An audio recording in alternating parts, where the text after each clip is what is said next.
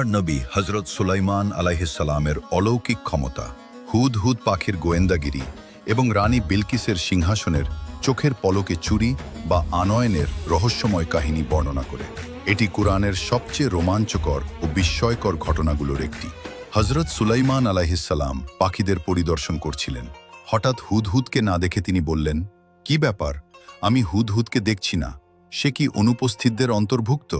তিনি কঠোর শাস্তির হুমকি দিলেন যদি না সে সঠিক কারণ দেখাতে পারে।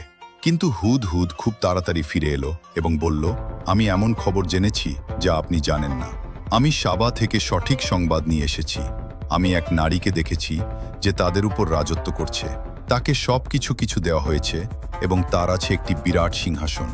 আমি দেখলাম সেও তার সম্প্রদায় সূর্যকে সিজদা করে শয়তানের প্ররোচনায় আল্লাহকে ছেড়ে।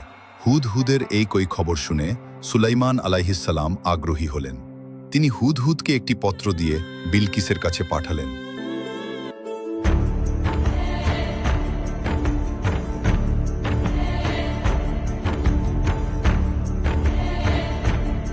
বিসমিল্লাহির রহমানির রহিম দিয়ে শুরু করে আল্লাহর দিকে আহ্বান ও আত্মসমর্পণের আহ্বান। বিলকিস পত্র পেয়ে তার উজির পরিষদের সাথে পরামর্শ করলেন। শেষে তিনি উপহার পাঠালেন, কিন্তু সুলাইমান আলাইহিসসালাম তা প্রত্যাখ্যান করে বললেন, আমি চাই তোমরা আল্লাহর কাছে আত্মসমর্পণ করো। সুলাইমান আলাইহিসসালাম তার দরবারে বললেন, হে সভাসদগণ, তাদের আসার আগেই কে আমার কাছে বিলকিসের সিংহাসন নিয়ে আসতে পারে?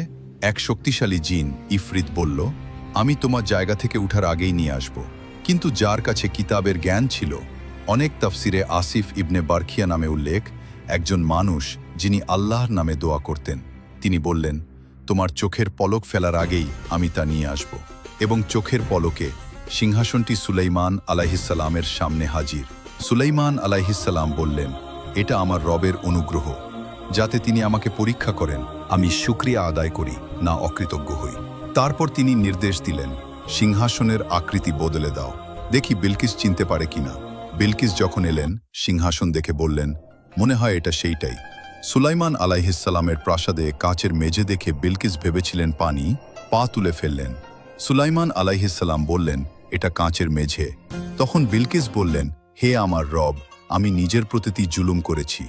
আমি সুলাইমানের সাথে বিশ্বজগতের রব আল্লাহর কাছে আত্মসমর্পণ করলাম।